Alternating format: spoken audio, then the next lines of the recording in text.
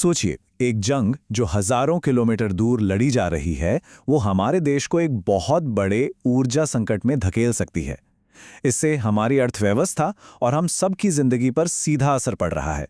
आज हम इसी संकट की जड़ों को समझेंगे और एक ऐसे समाधान को जानेंगे जो दरअसल हमारे ही आसपास मौजूद है। हमारे यहाँ एक कहावत है और ये कहावत हमारी आज की हालत पर बिल्कुल फिट बैठती है। हमें पहले भी कई चेतावनियां मिली थीं, पर हमने शायद उन पर ध्यान नहीं दिया और अब हम एक ऐसे संकट में फंस गए हैं जिससे शायद बचा जा सकता था। चलिए देखते हैं कि हम यहाँ तक पहुँचे कैसे। तो इस पूरी मुश्किल की जड़ क्या है? असल में ये सिर्फ एक नंबर है, 85%। जी हाँ, हम अपनी तेल की ज़रूरत का 85% हिस्सा दूसरे देशों से खरीदते हैं, यानी इंपोर्ट करते हैं। और यही एक चीज़ हमारी पूरी अर्थव्यवस्था को बाहरी झटकों के लिए बहुत ज़्यादा कमज़ोर बना देती है। और यहीं से शुरू होता है हमारा पहला हिस्सा। कैसे एक लड़ाई जो हमसे हज़ारों मील दूर हो रही है, वो सीधे सीधे हमारी जेब और हमारी राष्ट्रीय सुरक्षा पर असर डाल रही है। स्ट्रेट ऑफ हॉर्मुज़, ये दुनिया के सबसे ज़रूरी शिपिंग रास्तों में से एक है, और अब वहाँ हो रहे एक कॉन्फ्लिक्ट की वजह से ये रास्ता ब्लॉक हो गया है। कतर ने नेचुरल गैस का प्रोडक्शन रोक दिया है, कच्चे तेल के दाम आसमान छू रहे हैं, और क्योंकि हम 85% इंपोर्ट पर निर्भर हैं, हम सीधे सीधे इस तूफान की चपेट में आ गए हैं। अब देखते हैं कि ये जो एनर्जी का झटका लगा है, ये हमारी इकोनॉमी में एक के बाद एक प्रॉब्लम्स कैसे खड़ी कर रहा है। ये बिल्कुल एक डोमिनो इफेक्ट जैसा है, जहां एक टाइल गिरती है और अपने साथ बाकी सबको भी गिरा देती है। इसका सबसे पहला और सबसे बुरा असर पड़ा है हमारी इंडस्ट्रीज पर। सोचिए, गुजरात का मोरबी सिरेमिक्स क्लस्टर जो 75,000 करोड़ का एक्सपोर्ट करता है, आज पूरी तरह से बंद पड़ा है। टेक्सटाइल इंडस्ट्री जूझ रही है क्योंकि पॉलिएस्टर के दाम 3 गुना हो गए हैं। प्लास्टिक, पॉलीमर और ऐसे न जाने कितने छोटे मोटे बिजनेस जो लाखों लोगों को रोजगार देते हैं, आज बंद होने की कगार पर हैं। और ये संकट सिर्फ बड़ी बड़ी फैक्ट्रियों तक ही सीमित नहीं है, ये अब हम सबके किचन तक पहुंच चुका है। जैसा कि एक स्ट्रीट वेंडर ने बताया, जो सैंडविच पहले 50 रुपए का था, अब एलपीजी की कमी के कारण 80 रुपए का हो गया है। ये एक छोटा सा उदाहरण है कि कैसे ये संकट हर घर को इफेक्ट कर रहा है। ये लड़ाई अब फाइनेंशियल फ्रंट पर भी लड़ी जा रही है। डॉलर के मुकाबले रुपया 93 पर पहुंच गया है और एक्सपर्ट्स को डर है कि ये 150 तक भी जा सकता है।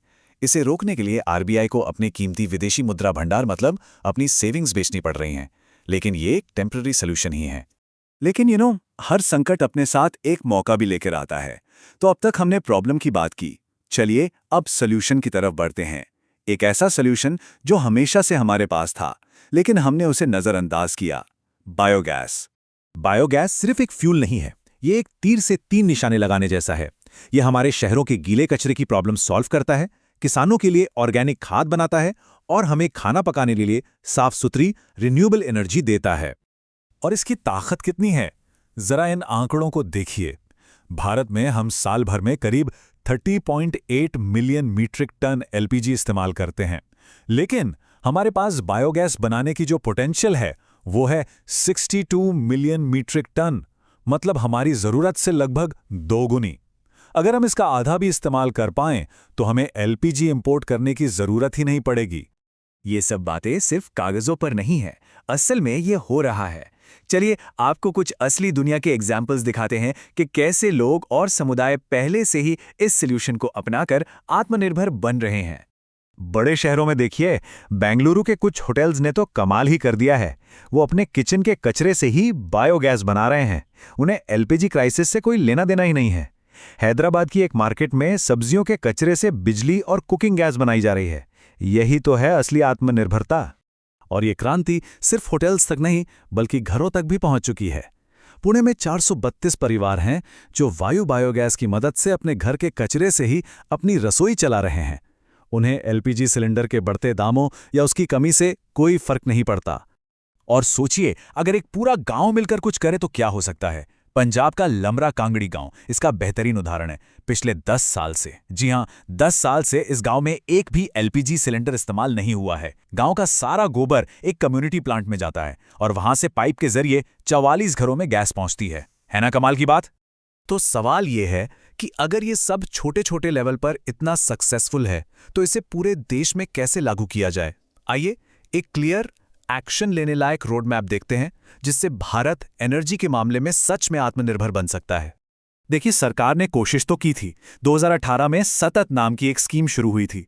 टारगेट था 2023-24 तक 5000 कंप्रेस्ड बायोगैस प्लांट बनाने का। लेकिन असल में बने कितने? सिर्फ 1332। बैंकों से लोन मिलने में दिक्कतें और अलग-अलग डिपार्टमेंट से क्लियरेंस लेने के लंबे प्रोसेस ने इसकी रफ्तार को धीमा कर दिया। तो रास्ता क्या है? एक्सपर्ट्स ने एक बहुत ही क्लियर 3 स्टेप का रोड मैप दिया है। पहला, घरों और लोकल कम्युनिटीज में छोटे छोटे डिसेंट्रलाइज्ड प्लांट लगाए जाएं। दूसरा, ट्रांसपोर्ट सेक्टर के लिए बड़े स्केल पर कंप्रेस्ड बायोगैस यानी सीबीजी बनाई जाए। और तीसरा, इस बायोगैस को हमारे नेशनल गैस ग्रिड में मिला दिया जाए ताकि ये हर घर तक पहुंच सके। तो आखिर में सवाल हम सबके सामने है, चॉइस हमारी है। क्या हम बाहर से आने वाली एनर्जी पर निर्भर रहेंगे और बार बार ऐसे संकट झेलते रहेंगे, या फिर हम अपने ही रिसोर्सेज का इस्तेमाल करके आत्मनिर्भरता का रास्ता चुनेंगे? बायोगैस हमें वो मौका देती है। चुनाव अब हमें करना है।